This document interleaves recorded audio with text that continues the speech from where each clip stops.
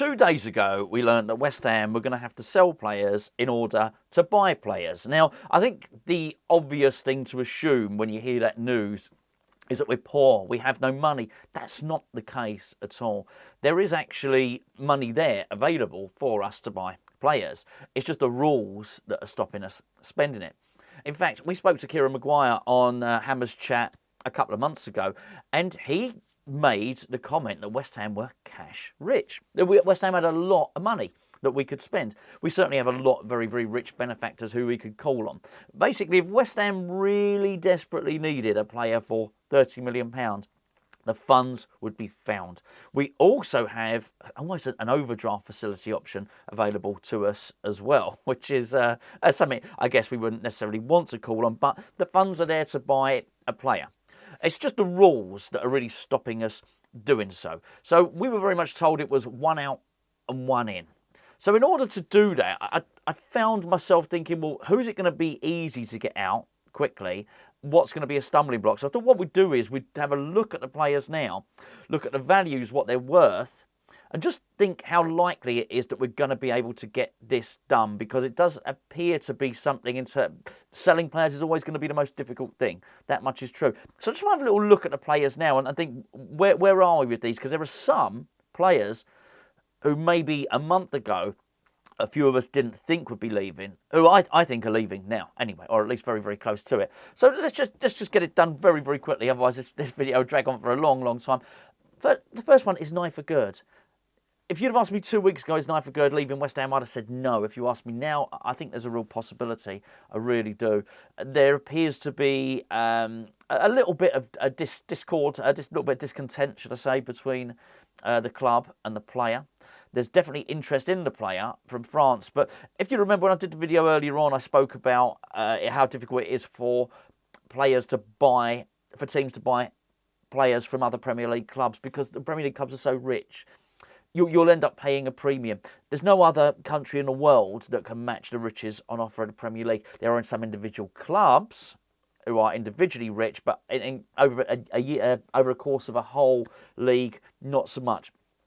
There's definitely interest in Nayef Aguerd from the French league. Obviously, that's where we bought him from.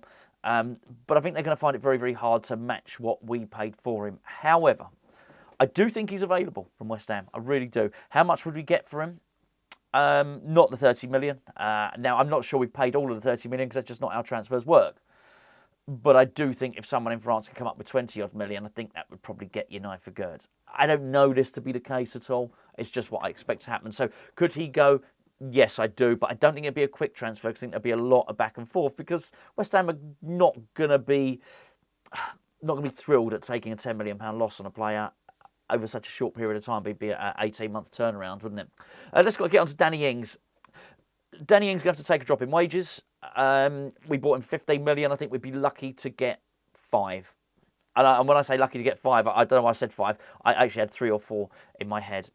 I think, but that would get him off the books. It would get him off the books. It would allow us. So just because we sold Danny Ings for 4 million, we can still then, there's money there for us to go out and buy a forward for 20 million, for instance, but there has to be some balancing of the books done in terms of the wages. And that can be done anyway. We have the whole month to do this. Make no mistake about it. You get Danny Ings' wages off the books, then you can very much bring in. I know he was rumoured he was on 100 grand a week. He's not, but he's certainly on 80 odd grand a week or something like that. So you get him off the books, then you're able to really balance that up with some of the wages and some of the transfer fee. There's another striker as well, Divin Mubama. Now, I don't know how much we get for this player. I think this is a very, very difficult one to guess. His contract is up at the end of the season, but if his contract expires at the end of the season, it goes to a tribunal. So a tribunal decide what amount, what transfer fee is paid to West Ham. They very, very rarely regulate that it's a high amount. I don't know what's going to happen here. I think we'll hang on to him. That's my instinct on this one. I think if he does go, again, we'll be looking at a sort of similar fee to that paid for Danny Ings. I don't think we get much money for this player at all. Not reflective on his ability, but certainly reflective of his contractual situation at West Ham. Benrahma is the next one up. He wants to go.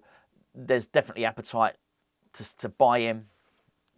I mean, David Moyes, the latest story is that David Moyes is willing to let him go, but he wants his replacement in first. Well, that's at complete odds with what we've heard is the club's policy. And it's also completely at odds with what David Moyes said the other day, which is we need to sell a few to get someone in. So that's just not going to work if that's the case. I suspect the report is not particularly true on that one. But I do think he wants to leave. What are we going to get from him? Between 10 and 15, I would imagine, is probably the amount. But as I say, a lot of these foreign clubs are not awash with money. A lot of them don't have £15 million to spend on a player.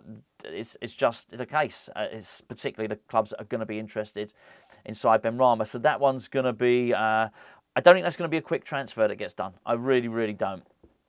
Pablo Fornals. A slightly different situation for Fornals. His contract was up at the end of the season. We've now given him a year extension because we had the clause in his contract enable us to do so. Sevilla are interested in him. They're going to have to pay for him now. West Ham have said they want between 8 and 12 million. We ain't getting it. Forget it. I do think I'm looking at a lot of these players and thinking between 5 and 10 million if we're lucky. And I think we might just have to do that just to clear the decks to be able to buy a couple of players, and then the other squad places use some of the youth players to fill them. Pablo Fornals, I think I can actually see him staying for the remainder of the season. I really do, because I just don't think... I do think because West Ham have triggered the year extension, I think if anyone comes in with anything less than 8 million, he's not going. 8 million, I think we do sell him. Thilo Kehrer, 10 million. And I think this will be the one that gets done, probably the easiest out of all of them. I really do. Yeah, there's a desire from West Ham to sell him. There's a desire to buy him from a couple of the clubs in Germany, certainly one of the Italian clubs as well. And there's desire from the player to go. I think we get all three things, selling club, buying club, and the player, a deal gets done relatively quickly. I'd imagine he knows where he wants to go already. 10 million, I think we get the 10 million, or at least close to it with him. Maxwel Cornet, harder one to call. It really is a hard one to call on this one. 7 million, something like that. I think we'll lose 10 million on him. I really do. I don't. It looks like he's not going to get called up for the African Cup of Nations, which would be a big blow to him. I think he made it into the final 50 for his for the squad. I don't know. Look, as I'm recording this video, the news may change on that. It's in the Ivory Coast. It'll be a bitter blow for him. It's in the Ivory Coast, this tournament, so it was probably something he dreamed of doing all his life. He's not going to be a happy boy. Clearly, David Moyes is not very happy with him. The relationship was disintegrated beyond anything that's... it's irreparable, isn't it, really? So I think he'll go. I'd be amazed if we got 10 million for this guy. But I wouldn't be surprised. A lot of them I've named, I wouldn't be surprised if Cornet goes somewhere else and he plays really well wherever he goes, and it won't look too good. And moves on to Aaron Cresswell. Aaron Cresswell wanted out earlier on in the season. I think the thing is that the whole dynamic has changed at Wolves, hasn't it? When they wanted him, they had a different manager. Is O'Neill going to want Cresswell? I really don't know. If Cresswell does go somewhere, it will be for £1 million or something like that. I even think it would probably be good. Bearing in mind we need to clear the decks, it might be good and a nice thing to do to Aaron Cresswell. Bearing in mind his service for the club is not to haggle over £1 million or whatever, 1.5 million that we might get for him. Let him go. Let him go. It clears the decks, it clears the wages, allows him to go and enjoy his football somewhere else at a club that wants him, even if it's a drop down to the Championship, whatever it might be. We're not getting a lot of money for Aaron Cresswell. It's just wages. That are gone. Ben Johnson is the interesting one. Ben Johnson's really fancied by Sean Dyche, has been for quite some time. He's not signed a new deal. He's obviously he's not as young as Mubama, so he just leaves on a free. As far as I'm aware, there's no compensation for him at all. I think it'd be a loss for West Ham. He's played for us twice recently. I think he looked really good both times. And in fact, during the mauling that we took, and I didn't attribute any of the 5 goals to him. That's for sure. I thought he was the one bright spark in the team, actually. So, actually, he created that lovely pass, wasn't it, for Jared Bowen, of course. So I think I would have liked us to have done more with Ben Johnson. Also, we keep hearing about this homegrown quota. It's a good squad player. He's a good squad player. Now, don't get me wrong, he may well be thinking that he could be a first-team player somewhere else. If that's the case and he wants to go, fair enough. So what could we get for him? Not an awful lot. If Everton want him, what do Everton pay for him? They can get him for free in 6 months' time. Everton ain't getting relegated. That's despite their points deduction that they had. 3-4 million. What would you pay for something that you could get free in a few months? Not an awful lot. So yeah, can I see him going? Yeah, I actually can see him going. Look, Connor Coventry, no. Look, West Ham will keep him, and I've got a level of sympathy for him. He's literally being kept around because he's homegrown, not because the manager rates his footballing ability or anything like that. So I just don't think he's going to have to wait until the end of the season to get his career back on track. Tidy footballer, actually, Coventry, and it's a little bit of a shame for him. So there you go. I mean, there's lots of players there. West Ham could see, I'm just going a little count here, 1, 2, 3, 4, 5, 6, 7, 8, 9. I mean, don't get me wrong, I don't think we're going to sell 9 players, but as many as 9 I've just made a real good case for them going. I really could. That's going to be very, very interesting, really, if that happens. So there you go. If you add it all up, I guess it's quite a bit of money. Forget the money, forget the transfer fees, though. It's what it saves on wages that allows us to bring in other players. It's how quickly we do it, though, because I've no doubt that Tim Steidten has identified who he wants to come in. David Moyes has probably given those the rubber stamp. He probably likes them as well. I think there's a level of trust that's been built up between those two men now as well. I think they're probably working quite closely together. Anyway, there you go. Let me know what you think in the comments below. And once again, I know I said it earlier in the video earlier on, a very, very happy new year to everybody. And listen, I've got to say, thank you. Thank you for watching all year. I really do appreciate it.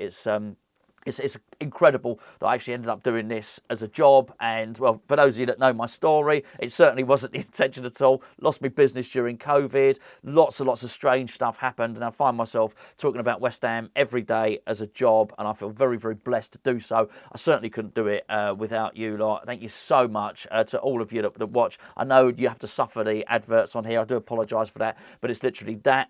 The kind sponsors like ETC Sports who have been with us for such a long time now, and obviously we get sponsors on an individual basis who come and sponsor the odd video as well, and of course our kind patrons who have subscribed to our Patreon channel, which you go and check it out if you don't know what it is. Our third Hammers Chat channel, links in the description below, by the way. It's a great way of supporting Hammers Chat, allow us to upload every day, sometimes like today, twice a day on 2 channels. Basically, patrons, our third channel, lots of other good stuff going on over there. But anyway, I just wanted to say thank you very much, for all your support this year. It's been a good year for West Ham, and more importantly, isn't it? So hopefully we've got more of the same next year. We'll certainly be here doing loads more of these videos, whatever you get up to, whatever naughtiness, whatever disgusting shenanigans you might have in store for this evening. Have a very, very happy new year to you and all your family, and thanks for watching Hammers Chat.